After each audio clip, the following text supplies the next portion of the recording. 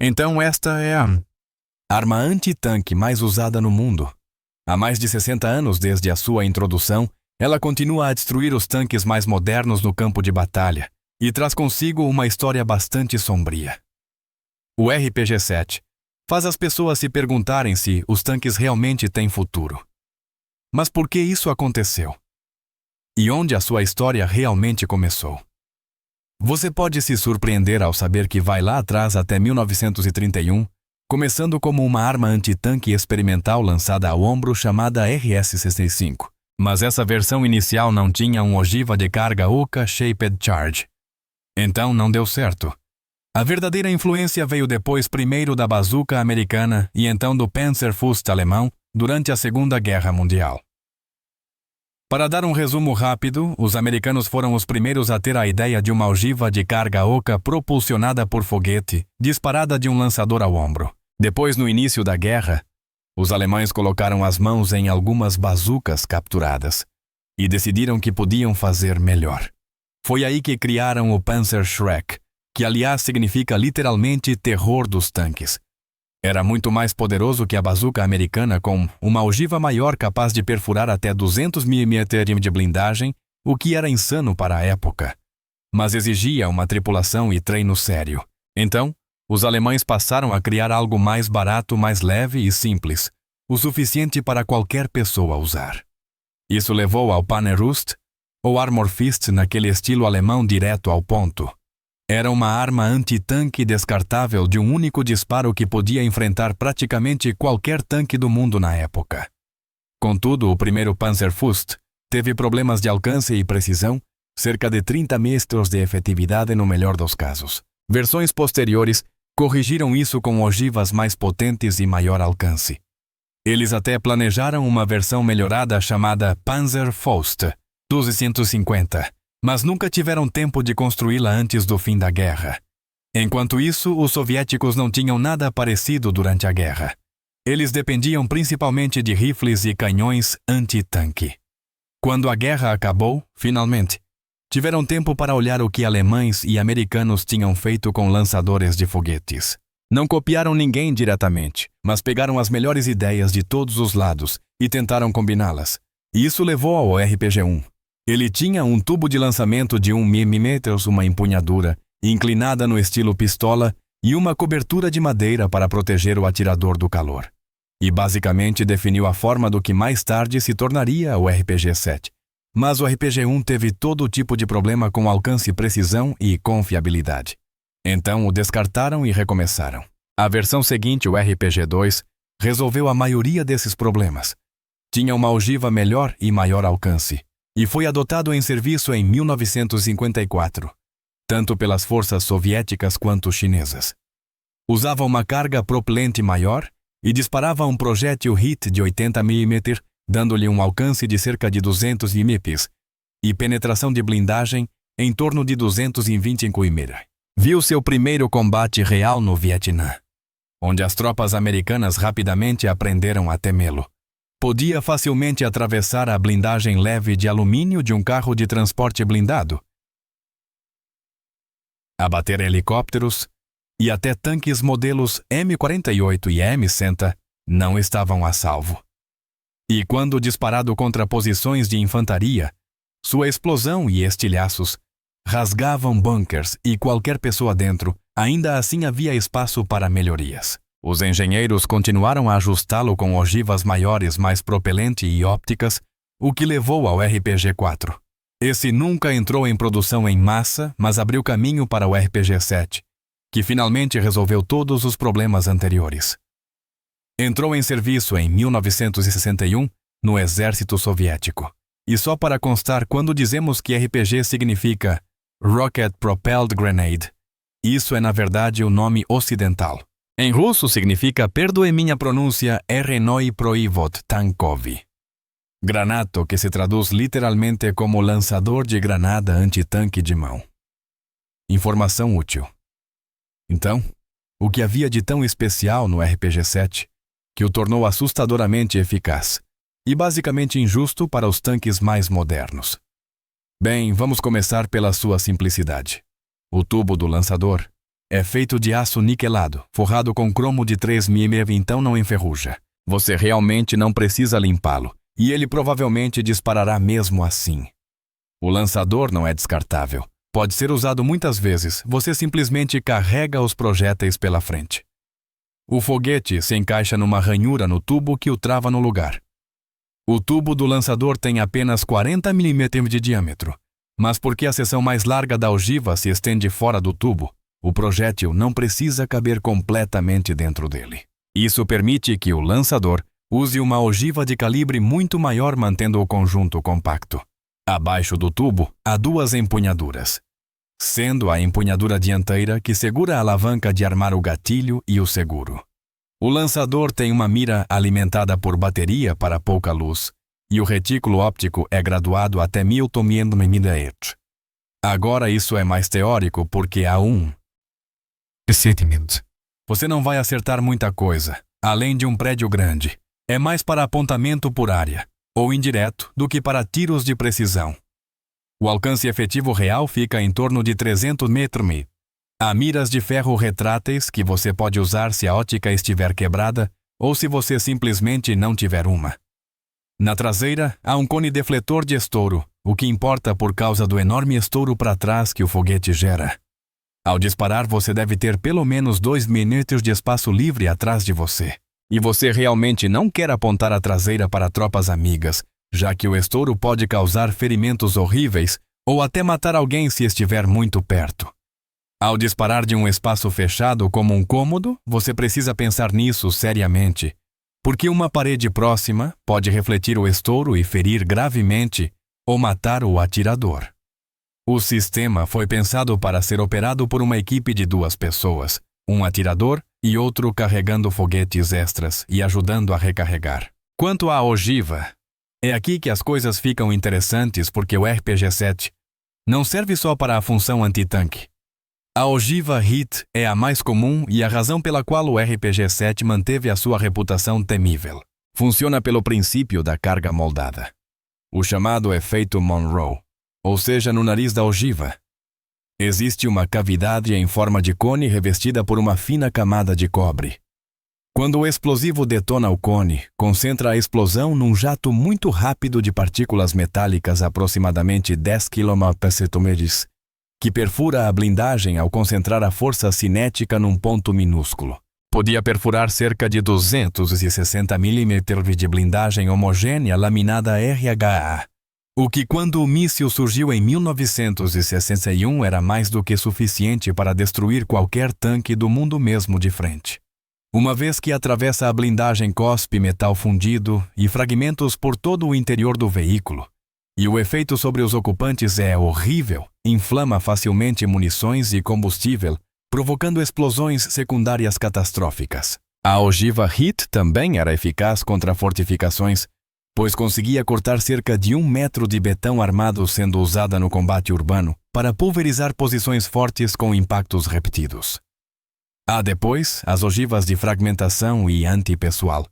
Estas não têm um motor sustentador, apenas um cartucho de ejeção booster, transformando basicamente o RPG num pequeno morteiro. Mas as verdadeiras ogivas de pesadelo são as termobáricas ao impacto, uma carga pequena dispersa. Um aerossol de combustível, e milissegundos depois, a carga principal incendeia-o, criando uma sobrepressão massiva e um calor intenso devastador, em espaços confinados, onde a onda de pressão e o calor fazem estragos terríveis no corpo humano. Mesmo em campo aberto, o raio letal ronda os 10 mísseis, mas em ambientes interiores, os efeitos são muito piores, porque a explosão consome oxigênio e gera calor suficiente para matar pela própria atmosfera, mesmo que a onda de choque não o faça. Além destas, existem projéteis especializados como fumo e iluminação. A sequência de disparo é assim na ponta da ogiva. Há um fusível elétrico PZO coberto por uma tampa de plástico e um pino de segurança que, se não for removido, impede a detonação. Isto aconteceu em combates onde grupos paramilitares mal treinados dispararam foguetes com o seguro ainda posto e os dudes caíram inofensivos à volta dos alvos. Com o seguro retirado ao bater a ponta da ogiva, em algo, o fusível detona a carga. Existe também um mecanismo de autodestruição programado para os 900 ms. Contudo, se o projétil não acertar em nada e devido a armazenamento deficiente e utilização por muitos grupos questionáveis, os misfires eram comuns, ou a ogiva não detonava, ou explodia demasiado cedo, às vezes tragicamente para o operador e os que estavam por perto. Quando puxa o gatilho de o cartucho impulsor, lança a granada para fora do tubo, até cerca de 11 metros, e então o motor principal do foguete entra em funcionamento. As aletas estabilizadoras abrem quando o projétil sai do tubo para o estabilizar em voo, e ele segue a cerca de 300 milhas. Como é que esta arma concebida para o exército soviético atingiu números de produção tão altos? Se espalhou por todo o mundo, apareceu praticamente em todos os conflitos. E mais importante, acabou nas mãos de organizações, digamos, duvidosas. O RPG-7 entrou ao serviço em 1961 no exército soviético e ao mesmo tempo começou a chegar aos países aliados. Cedo viu ação nas lutas árabe-israelenses, onde provou o que podia fazer aos tanques. Veio depois a Guerra do Vietnã, quando a União Soviética forneceu os seus aliados comunistas. No Vietnã do Norte, por ser barato, fácil de usar e extremamente eficaz, foi exportado em grande número. Produziram-se cerca de 9 milhões até a data. Tal como o AK-47, acabou nos mercados negros e nas mãos de grupos que não deveriam tê-lo. Não vamos politizar isto, mas percebe-se a ideia. O RPG-7 fez o seu nome no Vietnã devastador, em emboscadas de curto alcance, com equipas escondidas na vegetação densa, derrubaram um enorme número de viaturas americanas, como caminhões blindados improvisados, gun trucks, embarcações de patrulha, helicópteros e até tanques M48 e M60. Mas isso foi só o começo, porque o RPG passou a destruir equipamentos multimilionários, que se pensava intocáveis por uma arma tão barata e rudimentar. Surgiram soluções improvisadas para proteger a blindagem contra esta arma, incrivelmente simples mas eficaz. A princípio, bastava adicionar tábuas de madeira, ou até cartão como blindagem espaçada improvisada para detonar o RPG antes que ele atingisse a blindagem principal, o que reduzia a eficácia do jato da carga moldada. Depois veio a solução real na forma da armadura reativa explosiva, ou ERA, surgida na década de 1970, quando a ameaça dos RPGs ficou óbvia. A ERA é basicamente caixas metálicas com um explosivo por detrás de uma placa de metal. Quando o jato da carga moldada atinge a placa, o explosivo faz a placa inteira explodir para fora e perturba fisicamente o jato. Ao mesmo tempo, aplicaram-se blindagens adicionais mais pesadas e a chamada cage ou blindagem de ripas slat armor tornou-se comum. Isso funcionou por um tempo. Depois, o jogo de gato e rato continuou. Os atacantes contornaram essas medidas simplesmente aumentando o volume de fogo e mandando várias equipas de RPG atingirem o mesmo tanque, especialmente em pontos fracos como laterais traseira ou topo. Múltiplos impactos furavam a ERA ou a blindagem de ripas e eventualmente encontravam caminho para dentro. Nem sequer era necessário destruir o tanque por completo, imobilizá-lo ou travar a torre. Já o colocava fora de ação e o deixava para a destruição subsequente. A ERA foi então combatida por ogivas de carga tandem. Estas usam uma pequena carga precursora frontal para detonar o bloco da ERA, e em seguida a carga principal logo atrás para atingir a blindagem agora exposta. As ogivas também melhoraram e passaram a derrotar até cerca de 600 mm de blindagem, abrindo caminho para a geração seguinte de sistemas como o RPG-29, que desde o início foi pensado para esse problema, com ogivas muito mais potentes. Ainda assim, o RPG-7 permanece o sistema mais amplamente usado para neutralizar até os melhores e mais pesadamente blindados tanques de hoje. Por exemplo, na Guerra do Iraque, um M1 Abrams foi atingido 14 vezes por projéteis de RPG-7. Embora a blindagem tenha prevenido uma penetração catastrófica e uma explosão interna. Os sistemas externos do tanque ficaram destruídos e o motor foi arruinado, deixando-o fora de combate.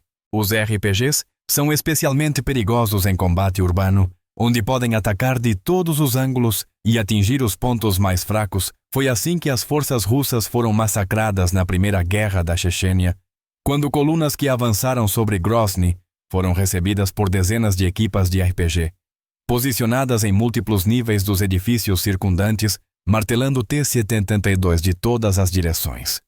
Os russos perderam cerca de 100 tanques e BMPs num curto espaço de tempo. Depois surgiu a solução mais moderna que, como vemos nos conflitos atuais, ainda falha em proteger completamente os tanques de uma arma simples concebida há 60 anos, os sistemas de proteção ativa. Estes vêm em duas variantes, Soft Kill e Hard Kill. Soft Kill significa impedir que a arma anti-tanque acerte, por exemplo, bloqueando seu buscador ou cegando sua orientação, mas isso só funciona em armas que possuem esses recursos. Os RPG-7 não têm buscador, são apontados e disparados diretamente sem guiagem. Por isso, os sistemas de proteção ativa apoiam-se na abordagem Hard Kill para interceptar e desativar fisicamente os RPGs que vêm a caminho sensores, detectam o projétil e lançam um pequeno contra-munição para partir ou desviar a ogiva antes que ela atinja a blindagem. Esses sistemas receberam muito desenvolvimento porque se esperava que finalmente resolvessem o problema de uma arma barata destruir um tanque caro, e alguns como o Trophy e o Iron Fist de Israel tornaram-se dos mais conhecidos. Mas aí está o problema. Esses sistemas funcionam, mas nem sempre. Primeiro, como todo equipamento high-tech moderno, os sensores às vezes falham, e isso também acontece com esses sistemas. Depois existe o risco de ferir a tripulação ou a infantaria próxima. Por isso, normalmente, tais sistemas não operam com as escotilhas abertas, ou são desativados pelo comandante do tanque para evitar matar soldados amigos que seguem a viatura. Hoje vemos novamente em combates urbanos que mesmo os tanques mais modernos, como alguns veículos israelenses, são martelados a curta distância por RPG-7. Apesar de terem os últimos recursos de proteção, o sistema dispõe de um número limitado de contramunições e rajadas de vários RPGs. Podem esgotá-lo ou sobrecarregá-lo se vários forem disparados contra o tanque ao mesmo tempo. E ainda se tudo isso não bastasse, o RPG-7 evoluiu de forma inesperada. Pelo menos a sua ogiva. E alguém teve a ideia de fixá-la a um drone e lançar o aparelho contra alvos inimigos. No conflito na Ucrânia, vemos como os drones se tornaram uma ameaça significativa no campo de batalha, não só para tanques, mas para a infantaria e tudo o mais. Drones controlados por fibra óptica são imunes a contramedidas de bloqueio por rádio e podem colocar a ogiva exatamente onde se pretende. E continua a ser mais do que eficaz porque não depende da velocidade de impacto, mas do princípio da carga moldada. Isto deixa os tanques sem solução fiável, e as tripulações tentam desesperadamente proteger-se com blindagens improvisadas que atingiram níveis absurdos.